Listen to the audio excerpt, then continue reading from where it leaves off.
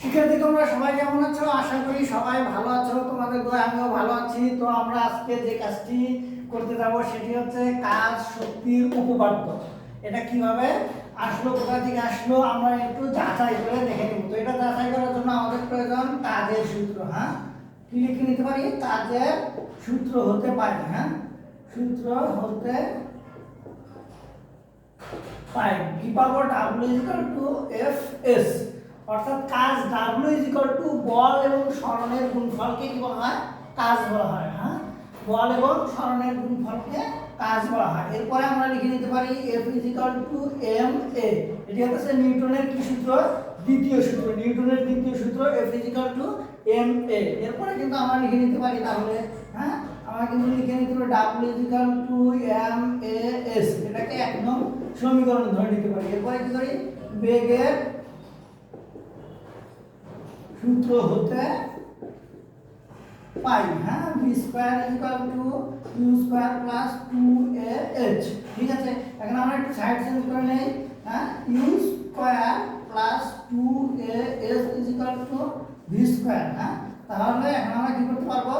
যে আমরা লিখতে পারবো 2as v² - u²। হ্যাঁ, এখন আমরা কি করব? হ্যাঁ, উভয় পক্ষে আমরা m গুণন করে নিব। হ্যাঁ, উভয় পক্ষে আমরা কি করব? m 2as, হ্যাঁ, v² - u² গুণন m। ঠিক আছে, হ্যাঁ, এখানে আমরা নোট দিতে পারি যে m গুণ করে। হ্যাঁ, গুণ করে, m গুণ করে। আচ্ছা, তাহলে আমাদের কি আসে? 2mas m v² - m u²। এখন আমরা কি করব? 2 টাকে ভাগ দিয়ে নিব। হ্যাঁ, mas m v² - m u² ভাগ 2। ঠিক আছে, আসলে তোমরা কিন্তু এটা মোটামুটি বুঝে নিয়ে ফেলেছো। হ্যাঁ, অলরেডি আমরা এভাবে না দিয়ে, হ্যাঁ, আমরা কিন্তু সরাসরি এভাবেও দিতে পারতাম, এভাবেও দিতে পারতাম। ঠিক আছে না? এখন আমরা কি করব? দেখো, এটা আবার সাইড চেঞ্জ করে নিই। হ্যাঁ, দেখো mas m v², হ্যাঁ, ভাগ 2। তারপরে মাইনাস m u² ভাগ 2। আচ্ছা, এখন আমরা কি করব? mah ½ m v² - ½ m u²। ঠিক আছে না? তাহলে দেখো, এখন আমরা কি করে ফেলেছি? তাহলে দেখো, এই যে এক নং সমীকরণ হতে পারে। হ্যাঁ, আমরা কিন্তু লিখতে পারি যে এক নং